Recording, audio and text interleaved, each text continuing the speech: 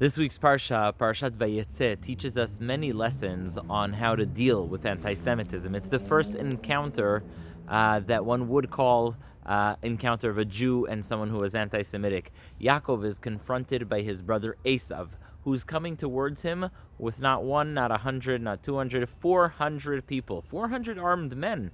And they are coming towards Jacob and they want to kill him. And so Yaakov takes three-wayed action. First of all, he prepares, he prays. Second of all, he prepares a gift, basically to bribe his brother Esav. And third, he prepares for the eventuality of war. And he splits his family into two groups so that if there's something that happens, one survives. And it's just a powerful lesson in terms of anti-Semitism. People ask, oh, well, how do we deal with anti-Semitism?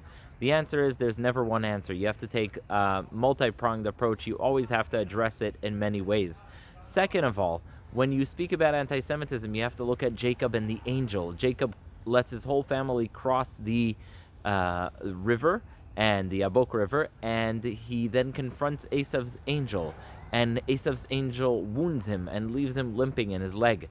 And the Ramban, Rabbi Moshe ben Nachman, comments and says this is a lesson for us, that no matter what happens, the angel of Esav, who is considered sort of like the epitome of a biblical anti-Semite, is always going to be able to strike. They're going to be able to cause some harm, but they will never win.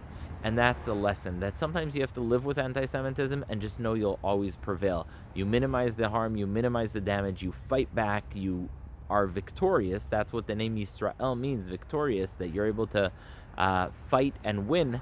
And so it's important to know when it comes to anti-Semitism, it's not going to be easy, it's going to be a fight. There may even be a little bruise, but Am Yisrael Chai, and Am Yisrael always wins. Lastly, a lesson from the end of the Parsha. Once Jacob's strategy works, Esau wants to make peace with him. He says, why don't we walk together? Why don't you join me? And Esau says, and Jacob tells Esau, sorry, I have all these children with me. I'm walking really slowly. I don't want to slow you down.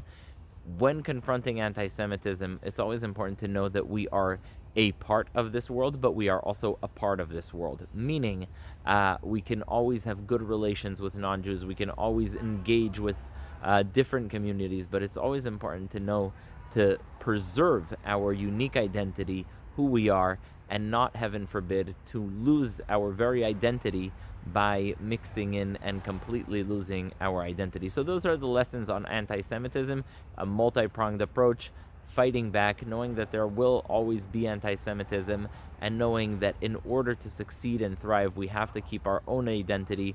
We need to know who we are, what we are about, and why we are. Wishing everyone a Shabbat Shalom.